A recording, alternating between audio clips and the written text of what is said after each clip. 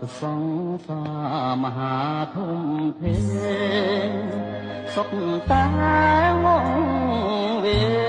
នក្នុងភពអន្តការយកចាញ់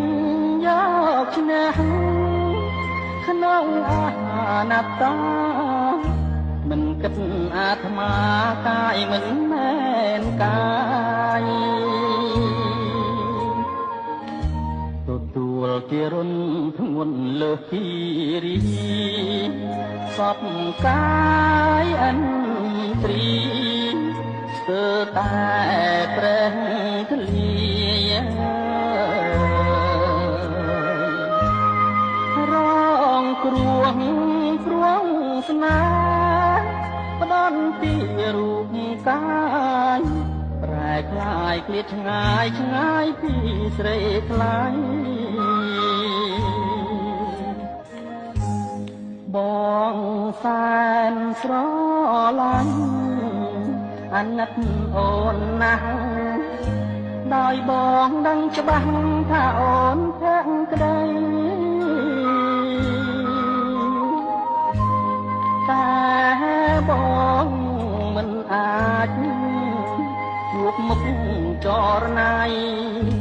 បងអាក្រក់ក្រៃដូចប្រែតដេរិឆាន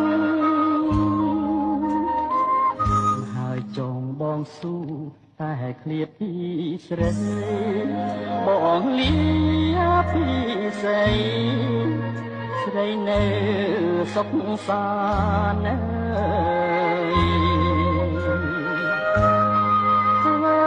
ម្ដេចកំប្រែមិនឲ្យជួបប្រានបងអាចជួបបានក្នុងក្តីស្រមៃ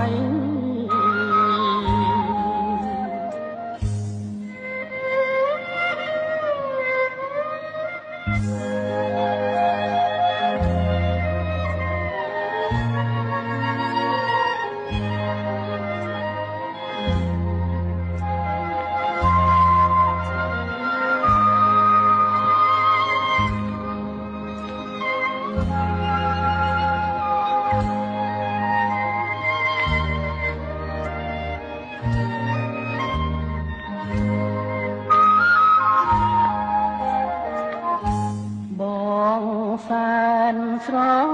ឡាញ់អាណិតអូនណាស់ដោយបងដឹងច្បាស់ថាអូនភក្តីតែបងមិនអាចជួបមុខចរណៃបងអាក្រក់ក្រៃដូចប្រែតដេរិឆានបងស៊ូតែឃ្លាតពីស្រីបងលីពីស្រីស្រីនៅសុខសាន្ត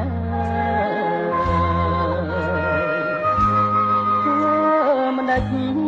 កំប្រែមិនឲ្យជួបប្រានបងអាចជួបបានក្នុងក្តីស្រមៃ